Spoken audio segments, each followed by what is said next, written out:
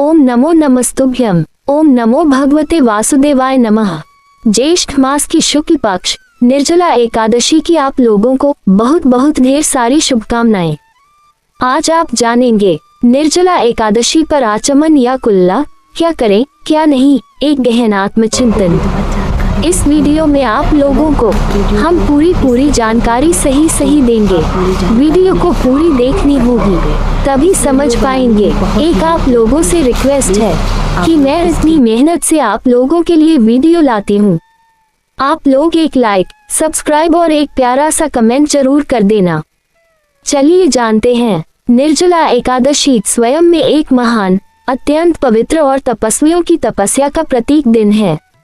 यह कोई सामान्य व्रत नहीं, ये स्वयं को पूर्ण रूप से तपस्या में समर्पित करने का पर्व है। ये वही दिन है जब न केवल अन्न का त्याग होता है अपितु जल की एक बूंद भी ग्रहण नहीं की जाती। इसलिए इसे निर्जला कहा गया, यानी बिना जल के। अब प्रश्न उठता है कि इस दिन क्या हम कुल्ला कर सकते हैं? क्या आचमन करना वर्जित है? और यदि वर्जित है तो यह नियम केवल जल पीने तक सीमित है या फिर शरीर के अन्य स्पर्शों और प्रयोगों पर भी लागू होता है? आज मैं आपको इस वीडियो के माध्यम से एक ऐसे संवाद के रूप में बात करने जा रही हूँ जैसे कोई सच्चा हितैषी, कोई धर्म को जानने वाला, कोई स्नेही व्यक्ति आपके सामने बैठा हो और आप उससे ये प्रश्न पूछे, भाई साहब निर्जला एकादशी के दिन कुल्ला या आचमन करना चाहिए या नहीं? और वह आपको न केवल उत्तर दे बल्कि इस उत्तर के पीछे छिपे आत्मिक, शास्त्रीय और व्यवहारिक पहलुओं की गहराई में उतरते हुए आपकी आत्मा को संतुष्ट कर दे। निर्जला एकादशी की महिमा को समझना आवश्यक है। आपसे आग्रह है कि पहले हम इस व्रत की महत्ता को आत्मसात करें। यह एकादशी सभी एकादशियों में सर्वोपरि मानी गई है। कहते हैं कि यदि कोई व्यक्ति वर्ष भर की एकादशियों का पालन नहीं कर सकता तो केवल यह एक निर्जला एकादशी पूरे वर्ष के व्रतों का फल प्रदान कर सकती है। इसके पीछे कारण है, इस दिन किया गया त्याग सबसे कठिन होता है। पानी तक न पीना, गर्मी, प्यास, थकान सब सहना और फिर भी प्रभु का स्मरण करते रहना, ये साधारण नहीं अपितु अत्यंत कठिन तपस्या है। अब सोचिए, जब शरीर को एक बूंद जल तक नहीं देना है तब क्या कुल्ला करना, आचमन करना, ये भी जल के स्पर्श में नहीं आएगा। कुल्ला और आचमन, क्या इनमें जल का ग्रहण होता है? कई लोग सोचते हैं कि यदि जल को मुंह में लिया लेकिन उसे पिया नहीं तो वह व्रत नहीं टूटेगा, परंतु ये धारणा अधूरी है। जब हम निर्जला व्रत की बात करते हैं तो केवल जल पीना नहीं, जल का किसी भी रूप में अंतःप्रवेश भी त्याज्य माना गया है। जल अगर शरीर के भीतर गया वो ग्रहण की श्रेणी में आता है। अब सोचिए, जब आप कुल्ला करते हैं तब जल आपकी जीभ को स्पर्श करता है, आपके मुख के भीतर जाता है। आप उसे निगलते नहीं, परंतु क्या वह आपके शरीर के भीतर प्रविष्ट नहीं होता? क्या उसका स्पर्श आपके मुख गुहा को नहीं होता? क्या वह मुख के अंदर की गर्मी को शीतलता नहीं देता? यही तो वह क्षणिक सुख है जिसे निर्जला एकादशी हमें त्यागने का आदेश देती है। यदि प्यास लगी है तो लगी रहने दो, यदि मुख सूख रहा है तो उसे सहो। यही तो वह तप है जो इस एक व्रत को अन्य एकादशियों से अलग बनाता है।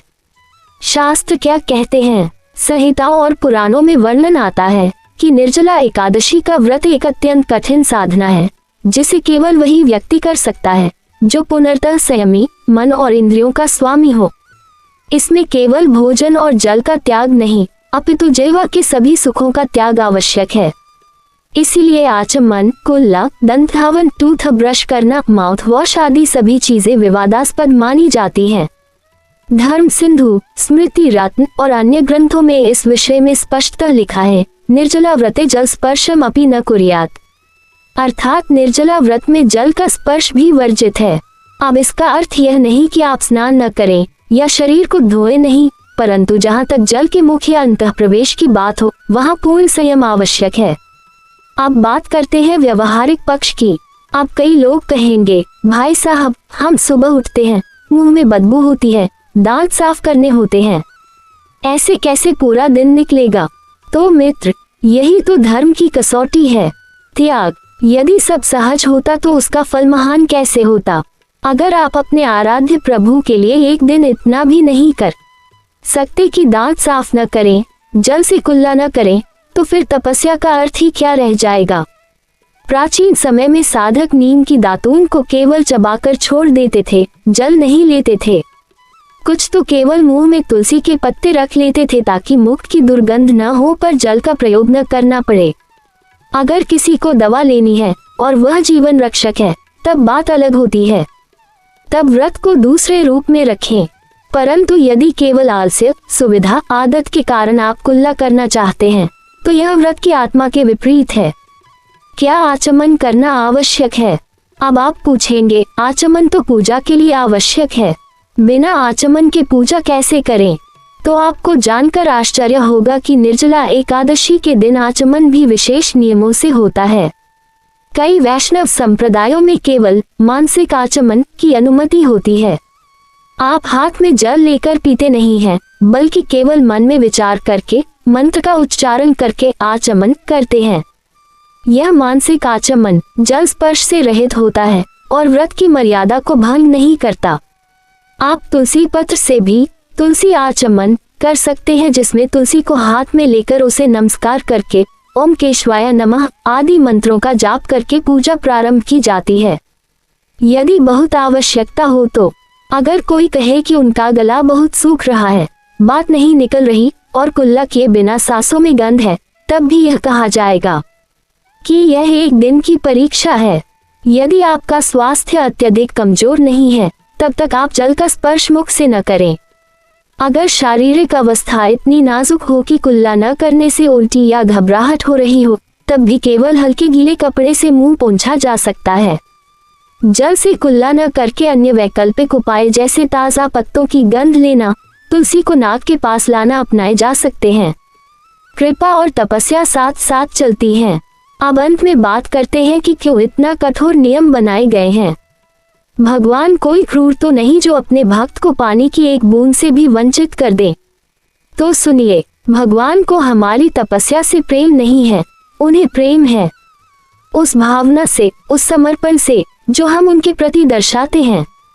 जब हम ये कहते हैं कि हे प्रभु, आज मैं आपके लिए पानी भी नहीं पीऊंगी और उस जल का स्वाद भी नहीं लूंगी जो केवल कुल्ला से मेरी जिह्वा को स्पर्श कर सकता है, तब ईश्वर मुस्कुराते हैं। वो देख रहे होते हैं कि देखो मेरा भक्त मुझसे कितना प्रेम करता है। ये प्रेम, ये समर्पण ही निर्जला एकादशी को सबसे विशिष्ट बनाता है। इसी भाव के कारण यह व्रत भगवान भीमसेन को अमृतत्व का वरदान दे सका। इसी भाव के कारण यह एक दिन सभी व्रतों के पुण्यफल से बड़ा बन गया। निर्णय आपका है, लेकिन आत्मा से लें। अब निर्णय आपको करना है, क्या आप कुल्ला करना चाहते हैं या नहीं। लेकिन निर्णय करने से पहले एक बार आंखें बंद करके स्वयं से पूछिए, क्या मैं यह व्रत केवल नियमों की औपचारिकता निभाने के लिए कर रहा हूँ या वाकई अपने आराध्य को अर्पण करने के लिए। यदि उत्तर आत्मा से मिले तो जल की एक बूंद की आवश्यकता नहीं पड़ेगी। आप पूरे दिन सूखे गले से भी मुस्कुराते रहेंगे, क्योंकि आपको ज्ञात होगा कि आपने अपने आराध्य के लिए एक ऐसा त्याग किया है जो असंख्य पुण्यों का स्रोत बन जाएगा। इसलिए मेरा आपसे विनम्र निवेदन है, निर्जला एकादशी के दिन कुल्ला, आचमन, दंतावन जैसी जल स्पर्श से युक्त क्रियाओं से बचें। आवश्यकता हो तो मानसिक उपायों का प्रयोग करें, पर जल को जिह्वा से न लगने दें। यह एक दिन आपकी तपस्या का, आपके आत्म संयम का और आपके ईश्वर प्रेम का प्रमाण बन सकता है। याद रखिए, जब एक दिन के लिए जल को भी त्याग दिया जा सकता है, तब संसार की अन्य सभी इच्छाओं को भी त्यागना संभव है। यही तो व्रत की सफलता है, यही तपस्या की सार्थकता है। और अंत में यही कहना चाहूंगी, निर्जला एकादशी पर कुल्ला और आचमन नहीं करना चाहिए, केवल मानसिक आचमन करें, जल को मुख से दूर रखें। यही इस पावन व्रत की आत्मा है। उम्मीद करते हैं ये वीडियो आप लोगों को पसंद आई होगी। अगर पसंद आई है तो कमेंट में राधे राधे जरूर लिखें।